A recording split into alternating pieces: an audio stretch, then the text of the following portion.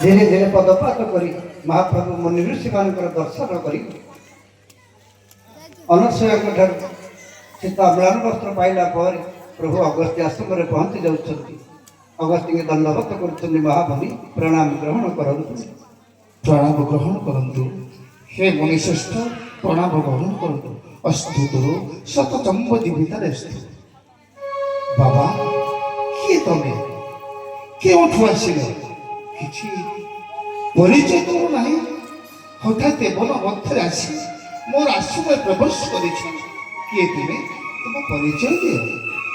सिरे जटा जुट आकी मुकुट कन्हे सोहे तर सजे सिरे जटा जुट आकी मुकुट कन्हे सोहे तर सजे आजानु भुजु गोळे सोहे धनु आजानु भुजु गोळे सोहे धनु से तुमे लागिबे गीतरो संगे पुणी देमी जन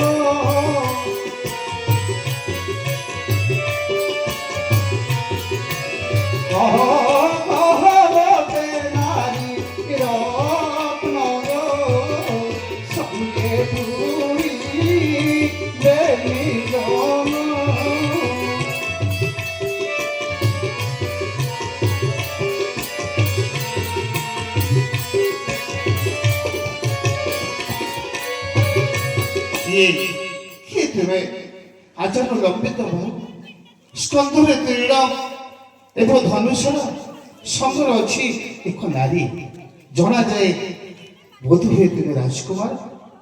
हाँ तपस्वी यह सत्य कथा वन मध्य भ्रमण करुछु सत्य किंतु मो राजपुत्र हेले पितृ सत्य पाली 14 वर्ष वनवास आसी राज्य होची अयोध्या पिता हूँ राजा दशरथ अयोध्या कटकर राजा दशरथ को पुत्र। अरे वाह जहाँ चिंता कर पूरण होगा भूफल उच्छ्वास करने मध्य मंडल तुम जन्म लाभ कर प्रभु किंतु प्रभु तुम्हें जो जन्म लाभ कर से शत्रु किए जानी सी हूँ दुराचार रावण आप मारिपारे कारण आपण पाखे से शक्ति ना महाशक्तिशाली महाभयंकर अष्ट महाविद्या साधित से रावण ताकू मारिपारे 18 गंडा कुमर 1300 नाती 50 कोटी देव असंख्य पंक्ति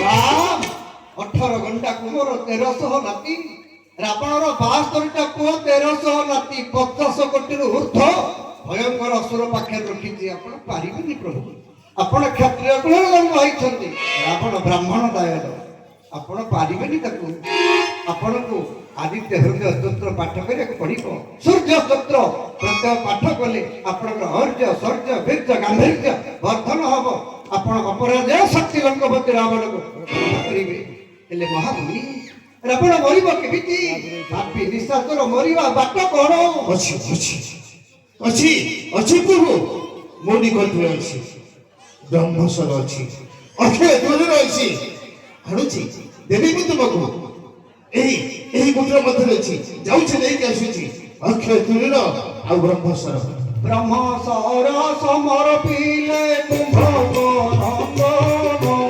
ब्रह्मस्वर समर पीले कुंभ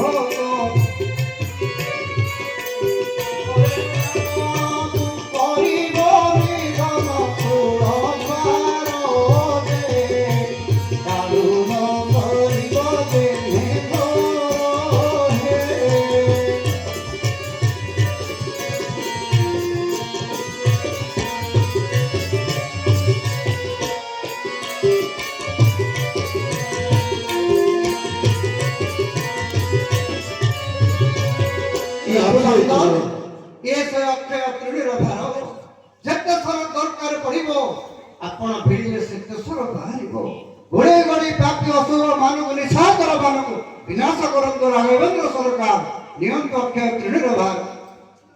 ବ୍ରହ୍ମ ସହର ସମର ପିଲେ କୁମ୍ଭକ ନନ୍ଦନ ବ୍ରହ୍ମ ସହର ସମର ପିଲେ କୁମ୍ଭକ ନନ୍ଦନ ଏହି ଥରେ ରାବଣକୁ କରିବ ନିଧନ ତୃଣ ଭାର ତୃଣ ଭାର ଯେ ଦାରୁଣ ଧରିବ ଯେ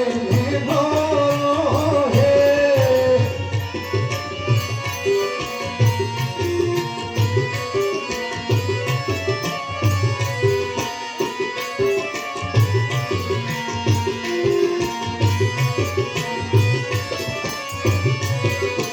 ଏହି ବ୍ରହ୍ମବସ୍ତ୍ର ନିଶ୍ଚିତ ମୃତ୍ୟୁ ହେବ ରାବଣର।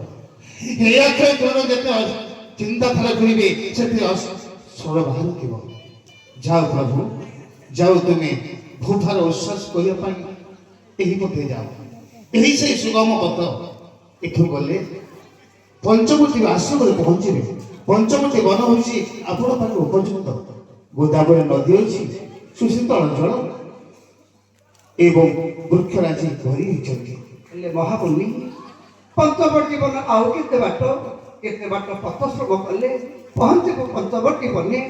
ଅଗସ୍ତ୍ୟ କହୁଛନ୍ତି ରାମ ଏଠାକୁ 2 ଯୋଜନ ପଞ୍ଚବଟୀ ବନ ଏଠାକୁ 2 ଯୋଜନ ପଞ୍ଚବଟୀ ବନ ନଦୀ ଏକ ବହୁ ଅଛି ଗୋଦାବରୀ ନାମର ନ୍ୟତାନରେ କବିର କୌଶଲ୍ୟା ନନ୍ଦନ ହେ।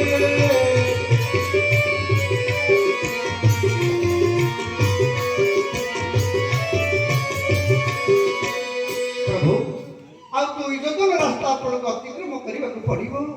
ଏକ ସୁନ୍ଦର ନଦୀ ଆପଣ ପାଇବେ, ଏକ ରମଣୀୟ ନଦୀ ନାମକର ଗୋଦାବରୀ। ତାରି କୂଳରେ ଆପଣ ପତ୍ର କୁଡ଼ିଆ କରିକି ବାସ କରିବେ।